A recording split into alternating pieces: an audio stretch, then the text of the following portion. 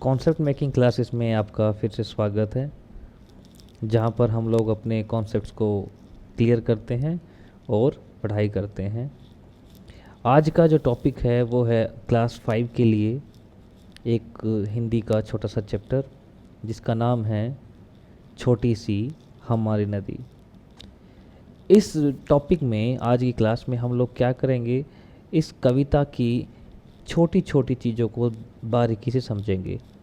सबसे पहले हम इस कविता की समरी को पढ़ेंगे, यानी कि इसके सार को पढ़ेंगे। उसके बाद हम इसके शब्दार्थ के बारे में पढ़ेंगे और फिर उसके प्रश्न उत्तरों को करेंगे। तो चलिए शुरू करते हैं इसकी समरी को। जो ये कविता है छोटी सी हमारी नदी, इसके कवि हैं रविंद्रनाथ ठाकुर, जिसको रविंद्रनाथ टैगोर भी बोलते हैं। ठीक है, इन्होंने एक नदी के बारे में बात की है और उसकी खूबसूरती की बारे में बात की है कि कैसे वो नदी दिखाई देती है, कैसे वो लोग वहाँ जाकर मज़े लेते हैं, एंजॉय करते हैं।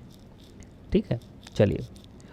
कविता के इस भाग में कवि कहते हैं कि नदी छोटी है और इसकी धार टेढ़ी मेढ़ी है। मतलब धार का मतलब होता है कि उस पानी के बहने की धारा, पानी का बहाव। जो हमें पता है, जो नदी होती है, नदी हमेशा टेढ़ी मेढ़ी चलती है। कैसे चलती है? टेढ़ी मेढ़ी चलती है, इस तरीके से। ठीक है, गर्मियों के मौसम में यहाँ घुटने तक पानी भर जाता है, जिसे आदमी, जानवर या फिर बैलगाड़ी आसानी से पार कर लेते हैं। इस नदी के किनारे बहुत ऊंचे हैं, इसके तले में कीचड़ भी नहीं है और रात्रि के वक्त सियार हुआ हुआ करता रहता है। कुल मिला के इस कविता में, जैसे आपने पढ़ी होगी, इसकी पहली 5 या 6 लाइनें पढ़ी होंगी, उसमें साफ साफ लिखा है कि छोटी सी हमारी नदी टेढ़ी मेढ़ी ढाल। ठीक है, गर्मियों में घुटने भर भिगो कर जाते पार, इसमें यही कहा गया था। ठीक है, आगे देखते हैं। कविता की जो अगली 5 या 6 लाइनें आती है, उसमें कवि कहते हैं कि नदी के दूसरे किनारे पर, मतलब एक किनारे पे क्या एक्टिविटी हो रही है और दूसरे किनारे पर क्या क्या एक्टिविटी है, इस सब के बारे में बताया गया है। इसमें कवि कहते हैं कि नदी के दूसरे किनारे पर आम और ताड़ के पेड़ लगे हुए हैं, जिसकी छाया में ब्राह्मण टोला रहता है।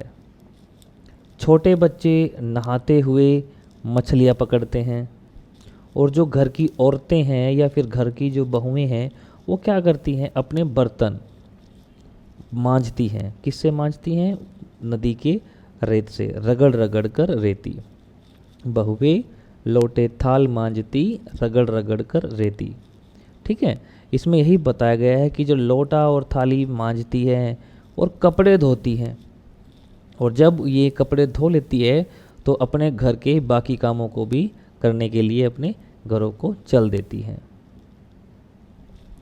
नेक्स्ट की जो लास्ट की लाइन है, उसमें ये बोलते हैं, जब आषाढ़ का महीना आता है, आषाढ़ का जब महीना आता है तो वर्षा होती है।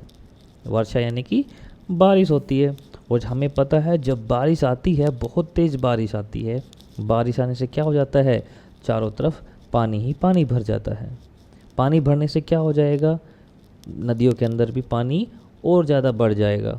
जब नदियों के अंदर ज़्यादा पानी भर जाएगा तो हमें एक और बात पता है कि बारिश का पानी थोड़ा सा गंदा होता है।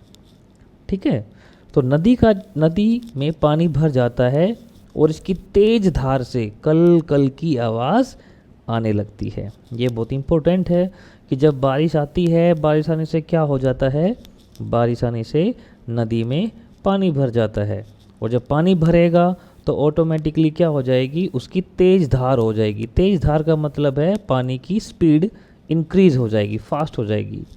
ठीक है, नदी के दोनों तरफ के वनों में खूब कोलाहल मच जाता है। अब उससे क्या हो जाएगा, नदी के दोनों तरफ जो वन हैं, पेड़ पौधे हैं ज़्यादा, वहाँ पर कोलाहल मच जाता है। कोलाहल का मतलब होता है शोरगुल।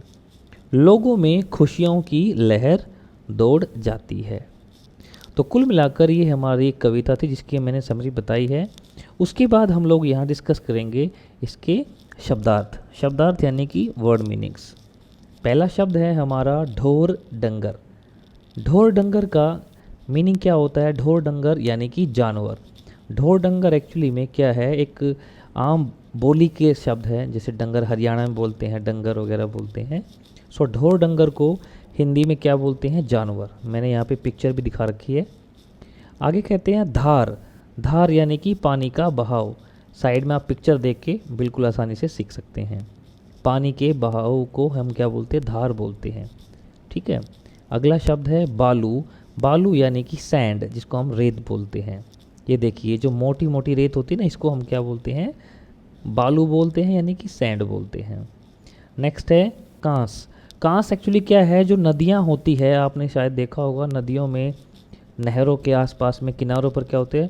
ये फूल, मतलब कि फूल नहीं, एक्चुअली घास है बेटा। ये घास के ऊपर ये सफ़ेद सफ़ेद रंग के जो फ्लावर से आए हुए हैं ना, इस तरह के आपने पेड़ पौधे देखे होंगे, छोटे छोटे घास देखी होगी। इसी को हम क्या बोलते हैं? कांस बोलते हैं। ये कब आती है? शरद ऋतु में फूलने वाली घास।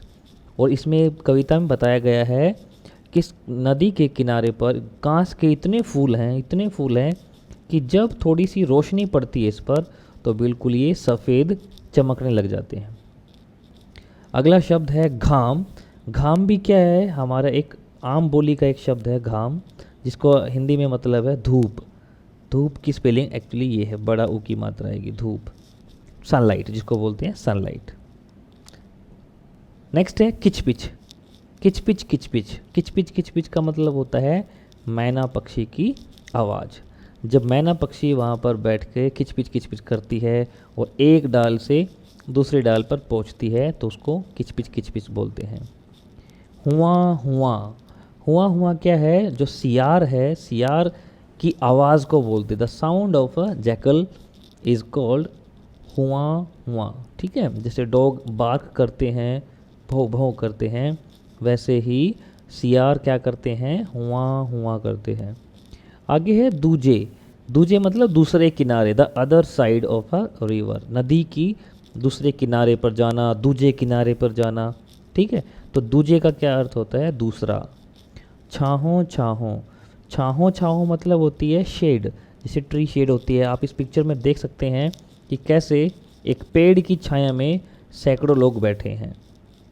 छाहों छाहों मतलब छाया में। सघन। सघन मतलब होता है घने, यानी घना, यानी कि ज़्यादा। ठीक है। नेक्स्ट गमछा। गमछे का मतलब क्या होता है? तौलिया। जो हम टॉवल्स वगैरह लपेटते हैं, साइड में आप फोटोज़ में देख सकते हैं, उसको हम बोलते हैं गमछा, यानी कि तौलिया। आषाढ़ बरसता, एक कविता में लाइन थी, आषाढ़ मतलब होता है बरसात का एक महीने का नाम है ये। जैसे हिंदी इंग्लिश में हम बोलते हैं जनवरी, फरवरी, मार्च, अप्रैल होता है, वैसे ही हिंदी में हमारा एक महीने का नाम होता है आषाढ़। और आषाढ़ में क्या होता है? बारिश होती है। दन्नाती। दन्नाती मतलब तेज़ी से, तेज़ी मतलब फुल स्पीड से। जैसे इस पिक्चर में आप देख सकते हैं कैसे वो बह रहा है पानी। अगला है गंदले जल। गंदले जल मतलब गंदा पानी। गंदले जल का मतलब क्या होता है? गंदा पानी। और जग, जग का अर्थ क्या होता है? संसार। अब हमारा इस कविता का जो प्रश्न उत्तर है, उसमें पहला प्रश्न ये है, नदी की धार कैसी है? नदी की धार सीधी है, टेढ़ी मेढ़ी है या ऊंची है? तो जैसे आपने पढ़ा होगा कि एक छोटी सी हमारी नदी, टेढ़ी मेढ़ी धार, तो इसका आंसर कैसा आएगा? टेढ़ी मेढ़ी। तो सही उत्तर है टेढ़ी मेढ़ी। नेक्स्ट क्वेश्चन क्या होगा? पेड़ की छाया में कौन रहता है? पेड़ की छाया में ब्राह्मण टोला, चिड़िया या फिर गाय? तो हमने पढ़ा था ब्राह्मण टोला। सही उत्तर क्या है? ब्राह्मण टोला। नेक्स्ट क्वेश्चन है हमारा, नदी की तेज धार से कैसी आवाज़ आती है? मैंने बताया था नदी की तेज धार से कौन सी आवाज़ आती थी? झरझर की, कलकल की या हुरहुर की? सही जवाब है कलकल की। अगला क्वेश्चन है, हुआ हुआ की आवाज़ कौन करता है? हुआ हुआ की आवाज़ कौन करता है? सो हुआ हुआ की आवाज़ कुत्ता करता है, शेर करता है, सियार करता है या बिल्ली करती है? हुआ की आवाज़ सियार करता है। Very good. नेक्स्ट, किच पिच की आवाज़ कौन करता है? कुत्ता, कबूतर, सियार या फिर मैना? किच पिच कौन करता है? मैना। सही उत्तर है मैना। Very good. नेक्स्ट, नदी के दूसरे किनारे पर कौन कौन से पेड़ हैं? कौन कौन से पेड़ हैं? तो जो नदी का दूसरा किनारा था वहाँ पे कौन से पेड़ थे? नदी के दूसरे किनारे पर आम और ताड़ के पेड़ लगे हुए हैं। आम और ताड़ के पेड़ लगे हुए हैं। Very good. नेक्स्ट है, नदी के दूसरे किनारे पर क्या हो रहा है? उनको लिखना है। तो नदी के किनारे पे क्या क्या होता है बेटा?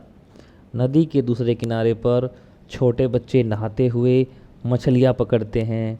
घर की औरतें नदी से रेत ले जाकर लोटा और थाली मांजती है, कपड़े धोती है और अपने घरों को चल देती हैं। तो ये सारे की सारे हम लोगों ने अभी तक पढ़ा है। बच्चों, अगर आपको ये वीडियो अच्छी लगी है तो उसको लाइक कीजिए और दूसरे बच्चों के साथ शेयर कीजिए और मेरे चैनल को सब्सक्राइब कीजिए। Thank you so much. Bye.